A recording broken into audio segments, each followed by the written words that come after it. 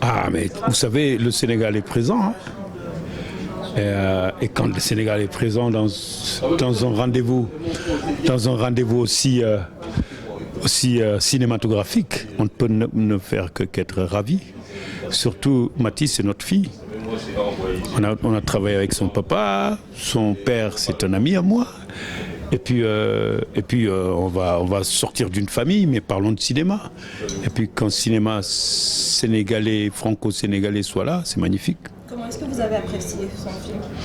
Non, moi je voudrais pas parler un peu du film parce que vous savez, je crois qu'il a été bien apprécié, hein, mais je pense que son film est frais. Il est jeune et frais. Bon, il y a des petits manquements, mais bon, ça on le pardonne à tout le monde. Mais je pense que ce film, il est frais. Il est comme, parce que vous savez, un film, il faut qu'il ressemble à la personne qui l'a fait. Donc son film lui ressemble beaucoup. Et Mathie, elle est pétillante aussi. Donc son film a beaucoup d'étoiles. Avec quelques...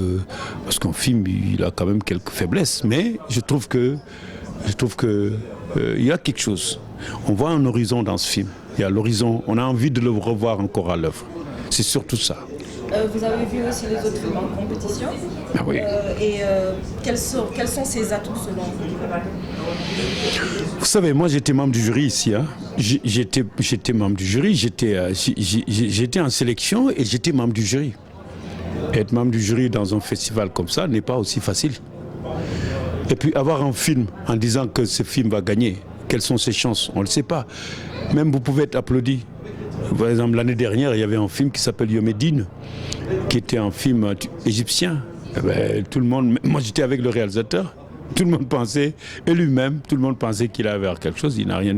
Je ne pense pas que ça soit avoir des chances ou ne pas avoir des chances, parce que vous savez, il y a quand même de beaux films ici. Hein. Il y a vraiment de beaux films, parce qu'il y a des grands maîtres aussi qui sont là. Mais ce n'est pas le problème aussi. C'est pas parce qu'il y a des grands maîtres du cinéma qui ont fait de beaux films et que Mathieu aussi a fait un beau film que les chances sont là. Tu sais, Cannes est très complexe. Mais le fait d'être déjà, comment dirais-je, le fait d'être déjà programmé, hein, sélectionné, ben c'est déjà un prix. Parce que c'est la Mecque du cinéma, ici. On n'y arrive pas comme ça. Donc moi je pense que le prix est déjà là. Bon, alors les chances, on va voir, parce que vous savez, un jury... moi j'étais fatigué en étant jury. Et je pense que si on me le demandait encore, je ne vais pas le faire. En tant que membre, comment est-ce que ça se passe un peu les délibérations? C'est compliqué. Déjà, bon, moi par exemple, quand j'étais membre du jury... Quels sont les critères? Alors moi je vais vous donner un exemple. Quand j'étais membre du jury ici, nous n'étions pas dans le même hôtel.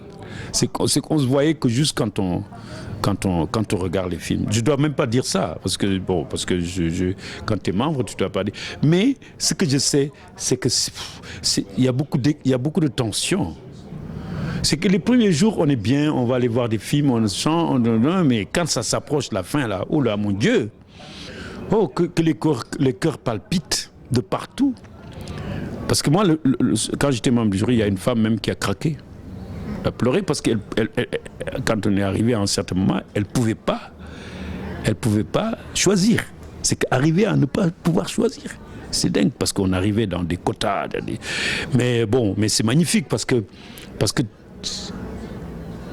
tu vois les films. Tu es membre du jury et tu vois des films. Vraiment. On te met la place exacte où tu vas voir les films. Et puis on te met en avant.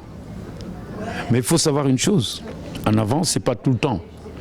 C'est qu'un moment de la vie. Parce que moi, j'ai été mis en avant beaucoup de fois ici. C'est quand j'ai fait la pirogue, j'ai été applaudi 15 minutes, 30 minutes dans une salle. Et le lendemain, ils ont parlé... Moi, j'étais ovationné par la critique, par les critiques et par le peuple. Après, je rentrais dans des restaurants. Et les gens applaudissaient, j'avais oublié. Parce que j'oublie vite, moi. J'oublie vite les applaudissements. Je les oublie très souvent. Et puis un copain me disait, mais attends, tu es à Cannes, c'est la pirogue qui t'a amené ça. Mais moi, à mon avis, c'est bien d'être là. Il faudrait juste qu'on se rende compte, nous Africains, pourquoi on est là et comment il faut être là. Il faut qu'on se rende compte de ça. Ouais. La pirogue aussi traite de l'immigration. des jeunes Africains qui quittent la misère à la recherche de l'Eldorado. Mati aussi a traité du même sujet. Est-ce un éternel sujet d'actualité? Ah oui. Ah oui, c'est un éternel sujet. Ça fait partie des éternels sujets de l'Afrique. Parce que, vous savez, nous sommes jeunes. Hein, même si je suis un papa, mais l'Afrique est jeune. Et l'Afrique est jeune et puis les horizons, on ne les voit pas. Les jeunes ont besoin d'horizons. Parce que le film de Mathé aussi parle d'horizon. Vous voyez, à chaque fois, il y a l'image de la mer avec l'horizon. C'est l'horizon. Et les jeunes Africains ont besoin d'horizon. Le peuple africain a besoin d'horizon. Et l'horizon, on le voit qu'en y allant. Hein. On ne l'observe pas tout simplement. On prend des bateaux et on s'en va. Ou bien on y pense, comme dans le film de Mathé, mais ils y vont et puis après ils y pensent aussi. Donc voilà. Et puis, là, tout récemment, je crois qu'à Yarar, ils ont récupéré une jambe. Tu vois, c'est des choses. Et puis bon, on nous parle juste de Yarar, mais bon, quand vous allez ailleurs, en Espagne, il y a un truc, moi j'ai été, avant de faire la pirogue, on reçoit aussi des corps là-bas. Et c'est que des jeunes corps. Et puis tout récemment, j'étais en Italie, j'étais interviewé dans ce bateau-là qui récupère les jeunes. Ouais. Et quand j'ai vu tout ce qui se fait, c'est pas possible.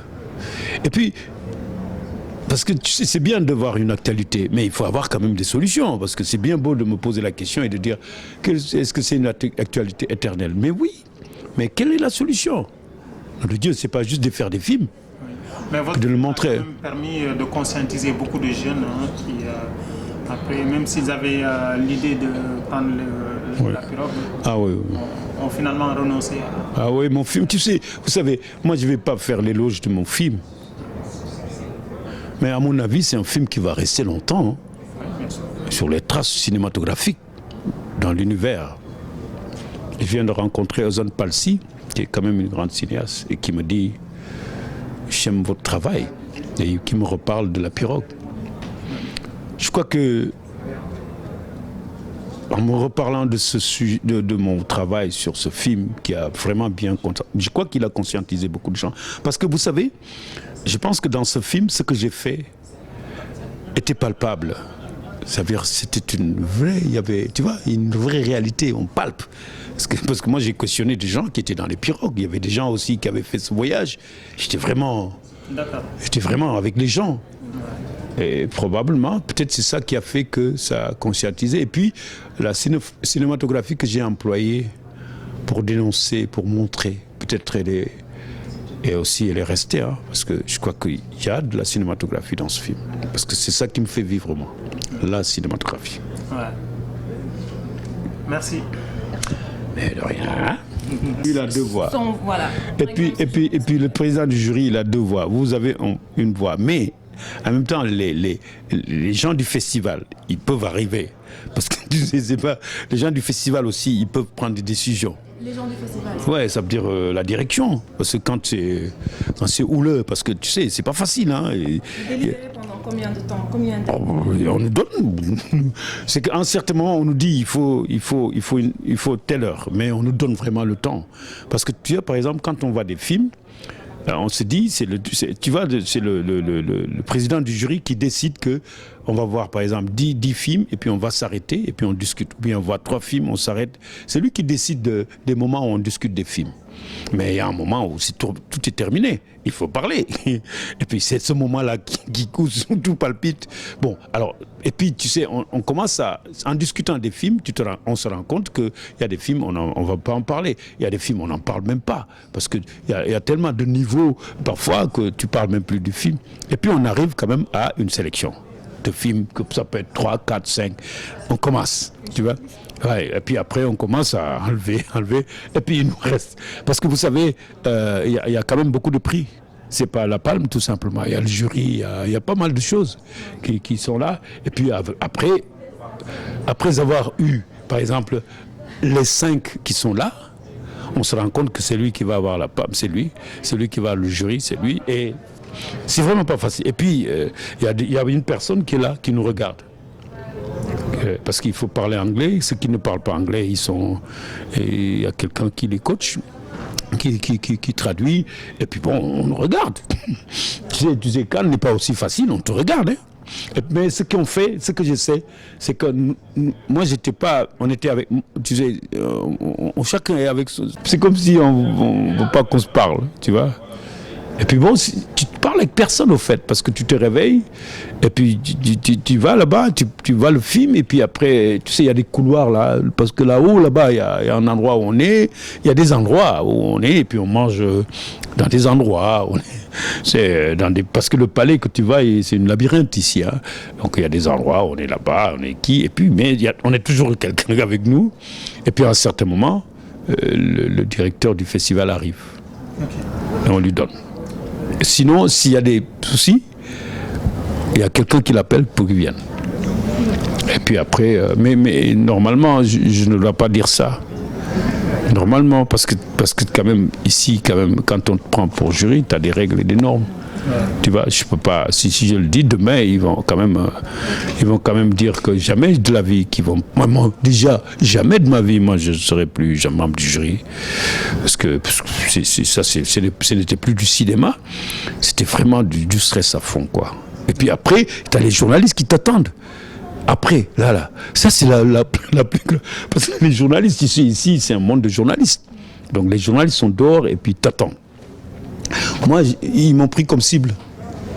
Parce que comme que beaucoup de gens savaient que j'étais pas mal cinématographique et que j'avais fait la pirogue, donc on m'a ciblé quoi, pour me demander. Et puis, bon, comme moi je suis assez sincère avec moi-même, j'ai dit ce que je pensais et je le suis vraiment. Personne au monde ne pourrait faire que je triche et que je dise ce que je ne sens pas. Personne. Mais moi, ce que je voudrais ajouter, c'est par rapport à une jeunesse. Parce que tu sais, beaucoup de jeunes vont vouloir... Parce que tu sais, Cannes, c'est un mythe. Moi, ça fait 30 ans, 33 ans que je viens ici. C'est un mythe. Donc là, le mythe, c'est fini. Mais ce qu'il ne faut pas oublier, c'est de la cinématographie ici. C'est pas du yo-yo. Tu sais, les gars, ils reçoivent 2000 à 3000 films. Et quand on filme là, c'est parce qu'il a quelque chose. Franchement, parce que les gens, ils regardent les films ici. Un film ne vient pas ici comme ça. Bon, on peut avoir parfois un film qui peut être très faible, mais dans la généralité, un film. Bon, et puis on va demander aussi à revenir ici, parce que je me prépare avec un sujet qui s'appelle Poussière Rouge. Qui parle de quoi? Qui parle... tu sais, au fait, c'est une famille chinoise qui vient s'implanter à Pékin. Et ça fout la merde partout. Ça va être drôle, tragique, parce que je veux parler des relations sino-Afrique, des relations coopération française, mais d'une autre manière assez drôle. Et puis bon, là, franchement, je suis heureux d'aborder cela, mais peut-être probablement, mais vous savez, moi, il y a quand même beaucoup de monde autour de moi. Mes sujets, il y a du monde, hein. Et puis je suis heureux d'avoir pensé à ça, parce que je suis quand même un peu engagé aussi sur pas mal de choses, hein. Moi, je suis un papa engagé. Parce que si tu as la chance aussi de faire des films, aussi peut-être aisément, il faut quand même que tu sois engagé, parce qu'on ne donne pas la parole tout le temps. Donc moi, je vais vers des choses qui m'intéressent, parce que quand même, la Chine est là, hein, et on ne dit rien. Et moi, j'ai envie de dire quelque chose drôlement, ou bien subtilement, probablement. Vous étiez là en 92, lorsque Djibril Diop Mambéty venait marcher ici avec Yen. Ah ben j'étais là, bien sûr. Moi, ça fait longtemps que je viens. Hein. Qu'est-ce qui vous avait le plus marqué à cette époque? Avec Djibril. Moi, Yen, ça a surpris tout le monde ici. Ça a surpris le monde. Les gens, ils vont vu Yen. Moi, je me rappelle, c'était un matin. Les gens étaient surpris de voir aussi. Tu sais, Yen, c'est énorme. L'écran était énorme. Ils ont été surpris. Ils ont reçu une claque. Tout le monde, sans exception. Et on n'a pas compris pourquoi il n'a pas gagné. Mais je crois que, bon, ça c'est des choses secrètes, il faut les garder. Mais bon, mais cinématographiquement, c'était une claque. Claque cinématographique, ici, à Cannes. On était là. Merci beaucoup. Merci. Mais de rien.